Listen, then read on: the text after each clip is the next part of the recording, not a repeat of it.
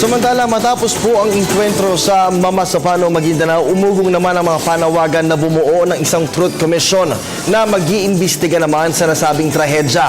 Ngunit ano nga ba ang papel ng isang Truth Commission at ang mga dapat isaalang-alang sakaling magkaroon nito? Alamin natin yan sa ulat ni Bench Bondo.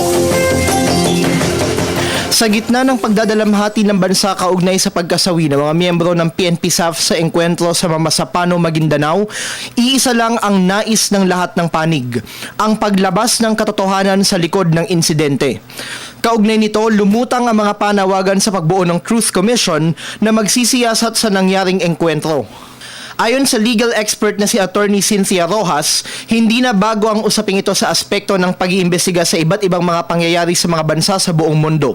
Ang kapag-create ng Truth Commission, hindi lang yan sa Pilipinas. Okay. Meron yan foreign models, like for example, yung Nuremberg at saka yung Tokyo, which investigated war crimes, and also yung South African model, which is truth and reconciliation. Kasi alam naman natin yung sa South Africa, di ba, may laban ng puti at saka ng mga may kulay, no?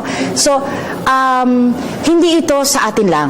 It is a body. If it is created, it's supposed to follow international laws. Alright. So, meron siyang standards na sinusunod. Sa pamamagitan nito, higit na malilinawan ang publiko ukol sa tunay na dahilan ng nangyaring engkwentro sa Mamasapano.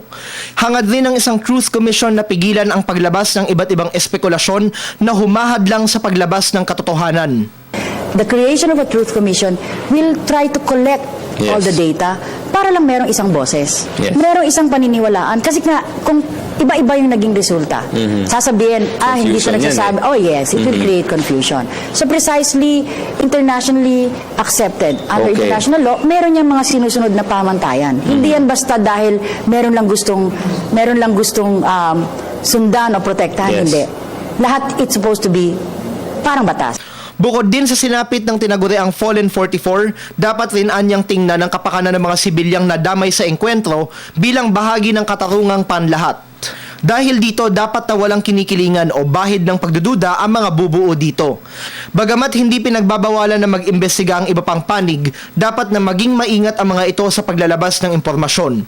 Bukod dito, limitado lang sa pagsisiyasat ang tungkulin ng Truth Commission. Bawat isang grupo, maaaring meron silang, hindi natin, sinasabi ko lang na maaaring mangyari.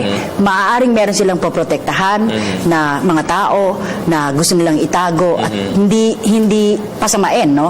Kaya nga precisely, kung nakikreate ang Truth Commission, it is supposed to be a body which has no parties. Ang Truth Commission, pwede siyang mag-summon, pero hindi siya pwedeng mag-adjudicate. Walang penalties, walang anything.